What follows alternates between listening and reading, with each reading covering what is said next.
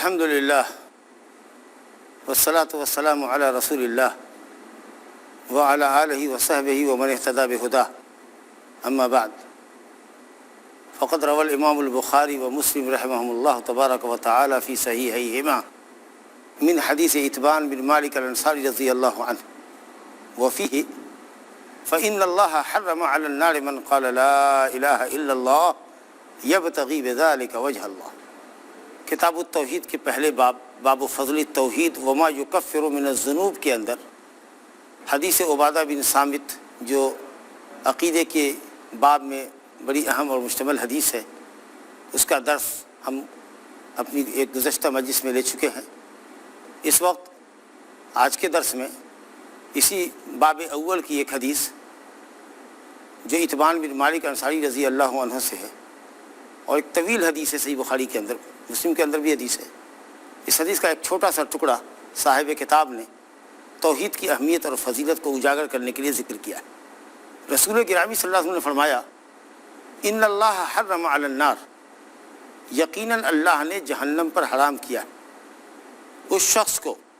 جس نے لا الہ الا اللہ کہا۔ لا الہ الا اللہ کے کہنے والے کے لیے اللہ نے جہنم کو حرام کیا، مگر کیسا کہنا؟ ایسا کہنا جس سے اللہ تعالیٰ کی رضا اور خوشنودی حاصل ہو۔ یبتغی بذالک وجہ اللہ، اللہ کا وجہ، چہرہ، اللہ کے لیے وجہ ہے، اللہ کے لیے ہاتھ ہے، اللہ کے لیے پاؤں ہے۔ صفات جو ہے صحیح حدیثوں کے اندر اور آیت قرآنیہ کے اندر جو صفات اللہ نے اپنی بیان کی ہیں، ان صفات پر ہم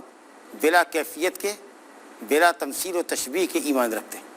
اور اس کی کوئی تعویل نہیں کر سکتے۔ تعویل بھی جائز نہیں ہے ہمارے لیے، حرام ہے، اور نہ ہی ہم صفات کا انکار کر سکتے۔ تو اللہ کے چہرے کے لیے، اللہ کی رضا اور خوشنودی کے لیے، اللہ کی ذات کو خوش کرنے کے لیے ایسا کہنا جس سے اللہ راضی اور خوش ہو۔ یہ حدیث بظاہر یہ بتاتی ہے کہ جس نے لا الہ الا اللہ کہہ دیا اس کے لیے جہنم حرام۔ بعض لوگ حدیث کے ظاہر سے دھوکہ کھاتے ہیں۔ اسی طریقے سے صحیح مسلم میں عبادہ بن صامت رضی اللہ عنہ سے حدیث ہے، نبی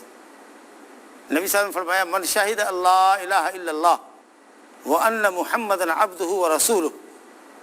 حرمہ اللہ علی النار، جس نے گواہی دی کہ اللہ کے سوا کوئی معبود نہیں اور محمد صلی اللہ علیہ وسلم اللہ کے بندے اور رسول ہیں، اللہ نے اس بندے کو جہنم پر حرام کیا۔ اسی طریقے سے حضرت ابوذر کی روایت ہے صحیح مسلم میں کہ نبی صلی اللہ علیہ وسلم غزوہ تبوک کے موقع پر آپ نے فرمایا اشہد اللہ الہ الا اللہ وانی رسول اللہ، میں گواہی دیتا ہوں کہ اللہ کے سوا کوئی معبود نہیں اور میں اللہ کا رسول ہوں۔ آپ نے فرمایا کہ اس عقیدے کے ساتھ جو بندہ بھی اللہ سے ملاقات کرے، جو بندہ بھی اس عقیدے کے ساتھ اللہ سے ملاقات کرے، غیر شاکن فیہما، اور اس میں کوئی شک نہ ہو، اس کو ادنا شک نہ ہو، نہ اللہ کی وحدانیت میں اور نہ رسول کی رسالت میں، تو ایسا آدمی جنت سے روکا نہیں جا سکتا۔ یہ تمام حدیثیں بظاہر آپ کو بتا رہی ہیں کہ لا الہ الا اللہ کہہ دینے سے، محمد رسول اللہ پڑھ لینے سے آدمی جنت میں چلا جائے گا۔ حدیث عبادہ کے اندر عقیدے کے چند مسائل ذکر کیے گئے، من شہد اللہ الہ الا اللہ وان رسول اللہ آخری، جس نے گواہی دی کہ اللہ کے سوا کوئی معبود نہیں، محمد صلی اللہ علیہ وسلم اللہ کے بندے اور رسول ہیں، الی آخر الحدیث۔ تو فرمایا ادخلہ اللہ الجنۃ علی ما کان من العمل، جیسا بھی کچھ عمل ہوگا اللہ تعالیٰ اس کو جنت میں داخل کرے گا۔ لیکن دھوکے میں نہیں پڑنا چاہیے۔ حدیثوں کی تفسیر دوسری حدیثوں سے ہوتی، جس طرح قرآن کی ایک آیت دوسری آیت کی تفسیر کرتی ہے، حدیثوں کی بھی بعض حدیثیں تفسیر کرتی ہیں۔ تو شیخ الاسلام ابن تیمیہ رحمہ اللہ فرماتے ہیں کہ یہ حدیثیں جو بظاہر بتاتی ہیں کہ کلمہ پڑھ لینے سے جنتی ہوگا آدمی اور جہنم سے اس کو نجات ملے گی، اس کو ایسے شخص پر محمول کریں جس نے کلمہ پڑھا اور مر گیا، بالکل سچائی کے ساتھ کلمہ پڑھا اور ایک وقت کی نماز بھی اس نے ادا نہیں کی، کبھی ایک دن کے لیے بھی اللہ کے راستے میں جہاد کے لیے نہیں نکلا۔ مثال کے طور پر ابھی ظہر کا وقت نہیں ہوا، کلمہ اس نے پڑھا معنی مطلب سمجھ کر کے دل مطمئن ہے الحمدللہ، پورے یقین کے ساتھ اس نے کہا، لیکن ظہر کا وقت آنے سے پہلے ہی وہ مر گیا، سیدھا جنت کو جائے گا۔ دل کا حال اللہ کو معلوم ہے، لیکن کہا کہ بالکل میرا دل اللہ کی وحدانیت پر، رسول اللہ کی رسالت پر مطمئن ہے اور میں زبان سے اقرار کرتا ہوں، اب عمل کا وقت آئے گا تو دیکھ لیں نماز میں جاؤں گا، لیکن وہ وقت نہیں آیا، الحمدللہ جنتی۔ اللہ کے دل میں کفر چھپایا ہوا ہو اور زبان سے کلمہ پڑھتا ہو تو ہم لوگ تو زبان کے مطابق فیصلہ کریں گے نا، ظاہر پر فیصلہ کریں گے، اسلام تو ظاہر پہ حکم لگائے گا، دل کا حال تو اللہ کو معلوم، لیکن وہ جنتی ہے اگر دل میں کفر نہیں ہے تو یہ تمام حدیثیں جو بتاتی ہیں کہ لا الہ کا لینے والا جنت میں جائے گا، تو یہ وہ شخص ہے جس نے کلمہ کا اقرار کیا، دل میں اللہ کی وحدانیت، رسول کی رسالت کو بیٹھایا اور مر گیا۔ یا پھر دوسرا مفہوم یہ رکھیے کہ جس نے اس کلمے کو کہا اور شرائط کا لحاظ کیے، یبتغی بذالک وجہ اللہ، اس طور پر کہا کہ اس سے اللہ کی رضا اور خوشنودی حاصل ہو، کلمے کا اقرار کیا اس طور پر کہ اس میں قطعاً اس کو ذرہ برابر بھی کوئی شک نہیں ہے، نہایت علم، یقین اور سچائی کے بنیاد پر کہا، تو آپ سمجھ سکتے ہیں کہ جس کے دل میں اللہ رب العالمین کی وحدانیت پختہ ہو جائے گی، جس کی زبان پر اللہ رب العالمین کی توحید کے کلمات ہوں گے، کیا وہ عملی میدان میں پیچھے ہوگا؟ اس کی روح اللہ کی طرف کھنچ جائے گی، دل میں اللہ کی محبت، اللہ کے ثواب کی رغبت، اللہ کے عذاب کا خوف، ہر معاملے میں اللہ پر توکل، بھروسہ انتہا درجہ ہوگی۔ تو حقیقت یہ ہے کہ یبتغی بذالک وجہ اللہ، ایسا کہنا جس سے اللہ راضی اور خوش ہو، نہایت یقین اور سچائی کی بنیاد پر کرنا، شک بالکل نہ ہو، یہ شرطیں اپنی جگہ بہت بوجھل ہیں، بڑی اہم شرطیں ہیں، پہاڑ سے زیادہ وزنی ہیں۔ اگر آپ ان کلمات کے معنی کو سمجھیں اور ان شرائط کو سمجھیں تو یقیناً آپ سمجھیں گے کہ بات اتنی آسان نہیں ہے جتنا لوگ اپنے کو مسلمان ہونا آسان سمجھتے ہیں۔ یہ شہادت گہے الفت میں قدم رکھنا ہے، لوگ آسان سمجھتے ہیں مسلمان ہونا، پوری زندگی اللہ اور اس کے رسول کے سامنے سرنڈر کرنی ہوگی اور اپنے عمل کے ذریعے ثابت کرنا ہوگا، یہ مطلب ہے۔ ورنہ پھر ان حدیثوں کا کیا جواب ہوگا جس کے اندر متواتر حدیثیں آئی ہیں، یخرج من النار من قال لا الہ الا اللہ وفی قلبہ وزن شعیر من خیر، وزن ذرۃ من خیر، وزن خردل من خیر، وہ شخص جہنم سے نکالا جائے گا جس نے لا الہ الا اللہ کہا ہوگا لیکن اس کے دل میں ایمان یعنی عمل رائی کے دانے کے برابر، جو کے دانے کے برابر، ریت میں جو چمکتے ہیں ذرات سفید اس کے برابر ہوگا، جہنم سے نکالا جائے گا۔ بہت سی حدیثیں ہیں لا الہ الا اللہ کہنے والوں کو ان کی بدعملیوں کے بعد سزا میں جہنم میں ڈالا جائے گا، پھر نکالا جائے گا۔ متواتر حدیثیں آئی ہیں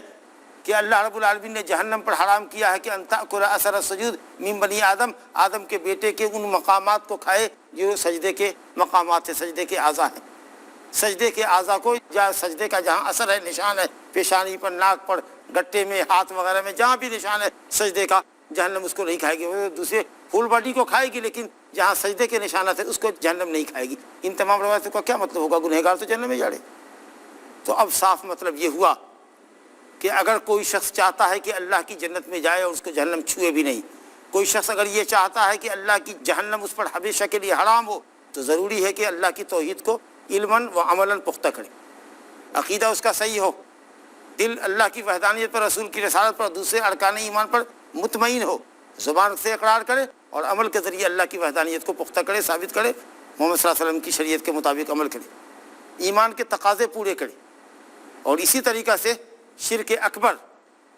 جو بندگی کا اللہ کے علاوہ کے لیے پھیرنا ہے، اور شرک اصغر جو شرک اکبر کا وسیلہ ہو، آدمی کسی میں غلو کرے، ایسا غلو جو اس کو بعد میں شرک اکبر کی سرحد میں داخل کر دے، شرک اکبر کے وسیلے کو شرک اصغر کہتے ہیں۔ ریاکاری، نام، نمود، کسی کی تعریف میں غلو، کل چل کر کے آدمی اسی کی پرستش کرنے لگے گا، تو شرک اکبر سے بچا ہو، شرک اصغر سے بچا ہو، کبائر گناہوں سے بچا ہو۔ اگر کوئی کبیرہ اس سے سرزد ہو گیا تو اس سے اللہ سے معافی مانگ لی ہو،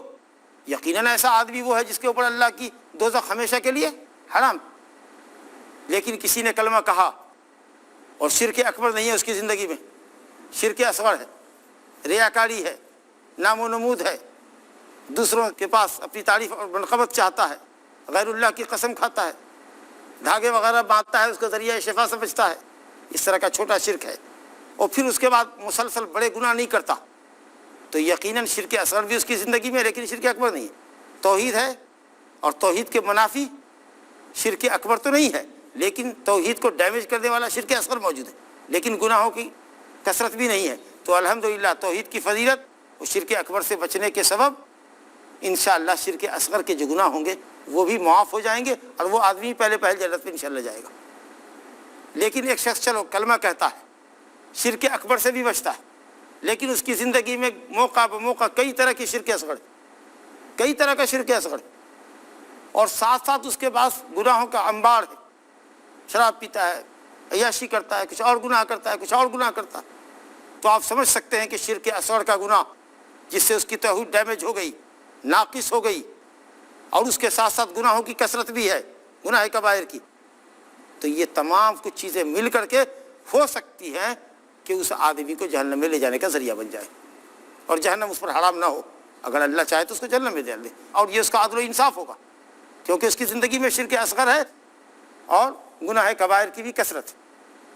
تو یہ سب علماء نے تفسیر کی ہے، شیخ الاسلام ابن تیمیہ وغیرہ کی تحریروں میں یہ تفصیلات ملتی ہیں۔ تو بہرحال اگر جس نے لا الہ الا اللہ کہا اس طور پر کہ اس سے اللہ راضی اور خوش ہو، اور ظاہر ہے کہ اللہ صرف زبان سے کلمہ پڑھنے سے راضی اور خوش کبھی نہیں ہو سکتا، تو جس نے اس طریقے سے کلمے کو علماً و عملاً سمجھا، اس کے تقاضے پورے کیے اور شرک اکبر اور اصغر سے بچا، معصیتوں سے بچا، الحمدللہ جہنم حرام، ہمیشہ کے لیے حرام، چھوئے گی بھی نہیں اس کو، پرسرات سے ایسے نکلے گا جیسے کوئی بجلی چلتی ہے، جیسے کوئی تیز آندھی چلتی ہے، جیسے کوئی تیز گھوڑا چلتا ہے، الحمدللہ۔ لیکن جیسا کہ میں نے تفسیر آپ کو بتائی، اگر شرک اکبر لے کر مرا ہے ادھر ہمیشہ جہنم میں رہے، کبھی بھی جہنم سے نہیں نکلے گا اگر بغیر توبہ کے، سچی توبہ کے بغیر بڑھائے تو۔ لیکن شرک اصغر ہے اور دوسرے گناہ ہیں تو اس کی تفسیرات آپ نے سنی، انشاءاللہ بریک کے بعد پھر سلسلہ کرام جاری رہے گا۔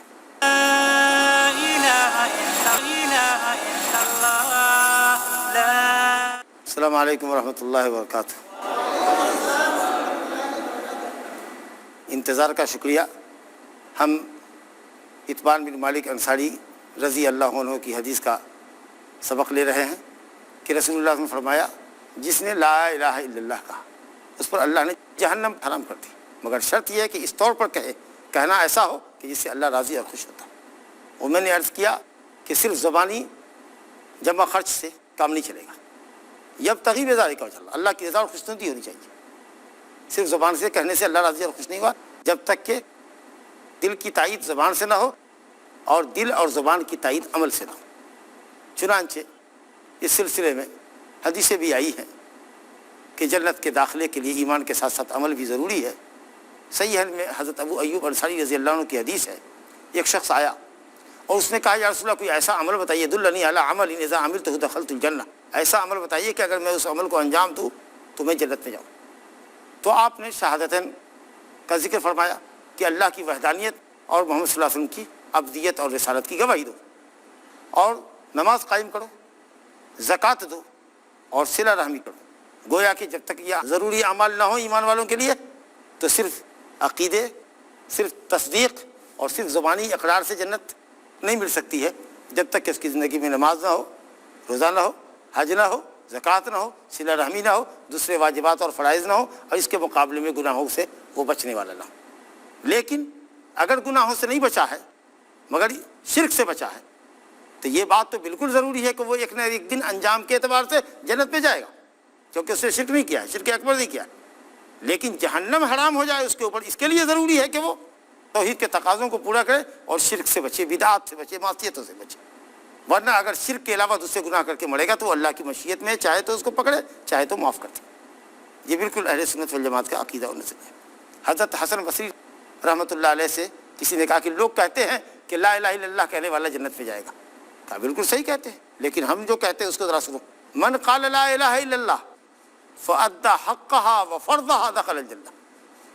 جس نے لا الہ الا اللہ کہا اور اس کا فرض ادا کیا، اس کا حق ادا کیا۔ لا الہ الا اللہ کیا تم سے چاہتا ہے، اس کا تقاضا کیا ہے، اس کے حقوق کیا ہیں، جب تک ان حقوق کو ادا نہیں کرو گے اس وقت تک جنت میں کیسے داخل ہو سکتے؟ زبردست بات کی۔ اور وہب ابن منبہ کا قول امام بخاری رحمۃ اللہ علیہ نے تعلیقاً ذکر کیا سند حذف کر کے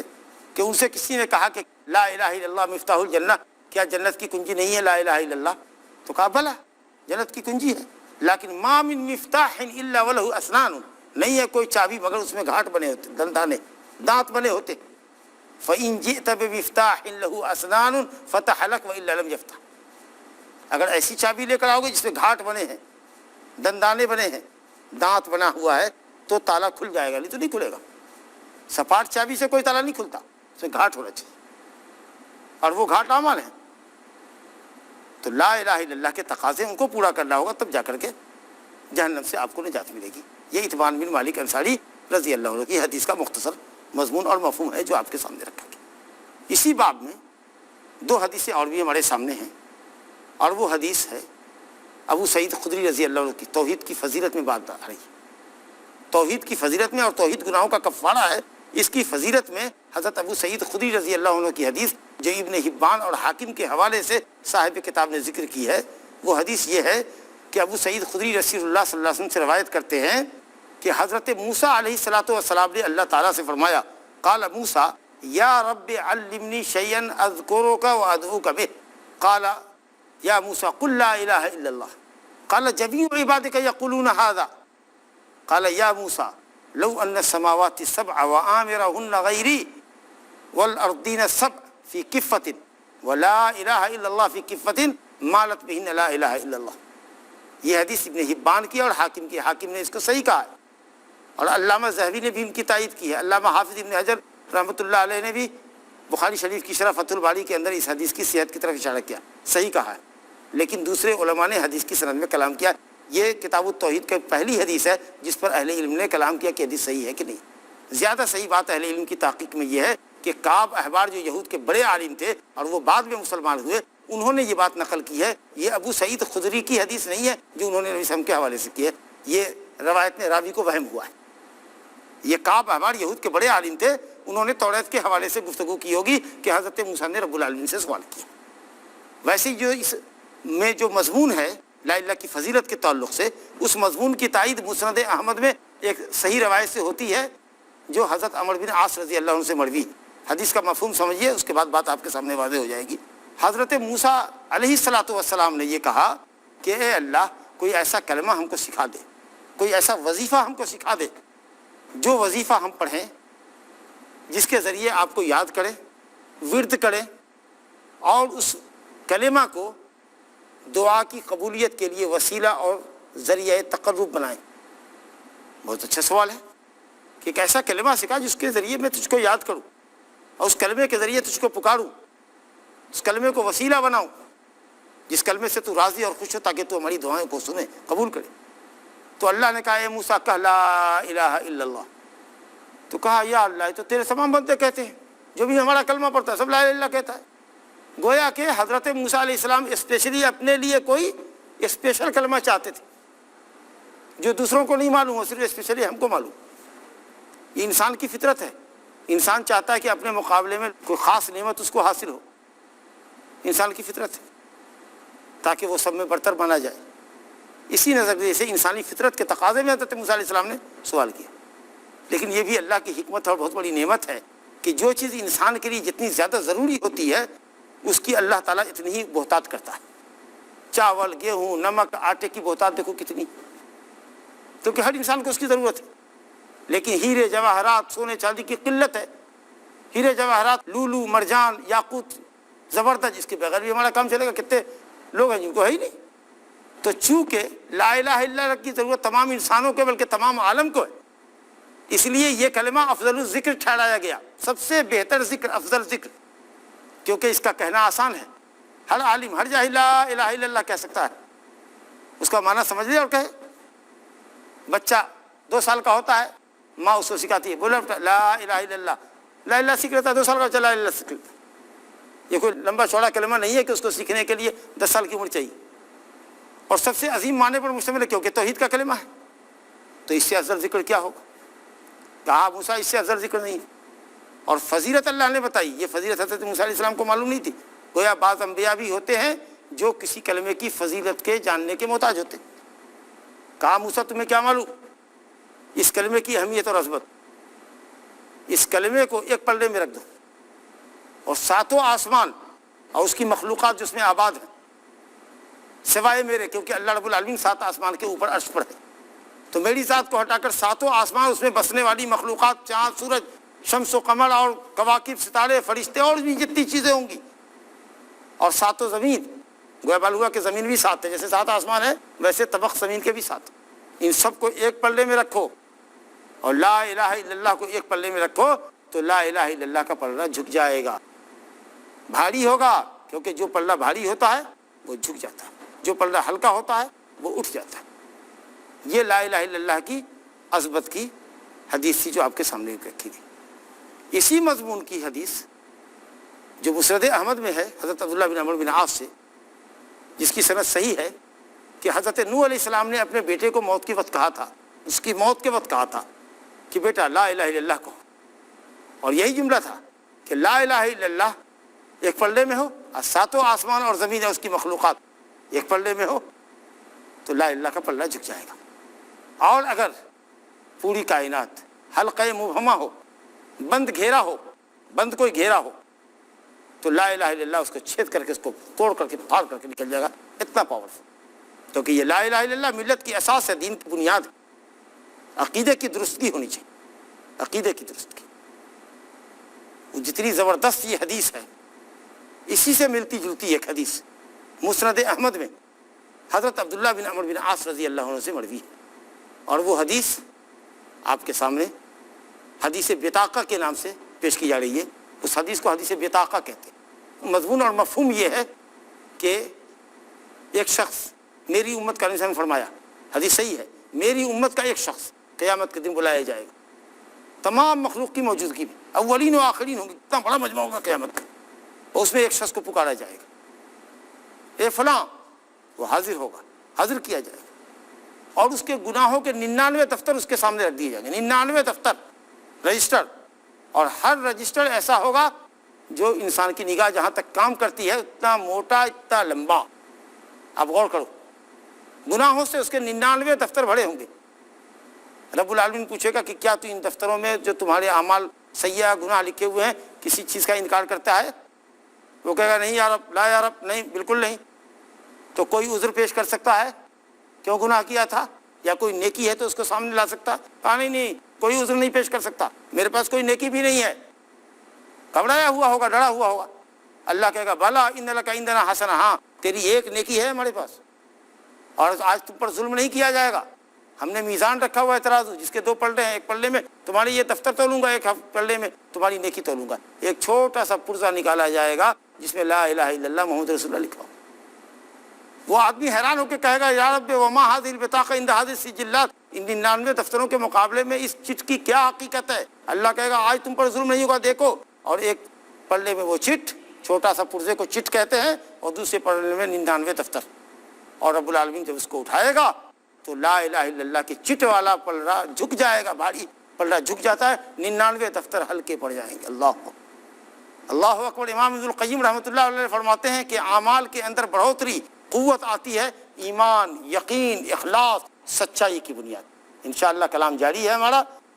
نئی مجلس میں ہم اس حدیث کو مکمل کریں گے، اور اس باب میں ایک اور چھوٹی حدیث ہے اس کو بھی آپ کے سامنے رکھیں گے انشاءاللہ۔ السلام علیکم ورحمۃ اللہ وبرکاتہ۔ اللہ اللہ یا ربی یا اللہ، اللہ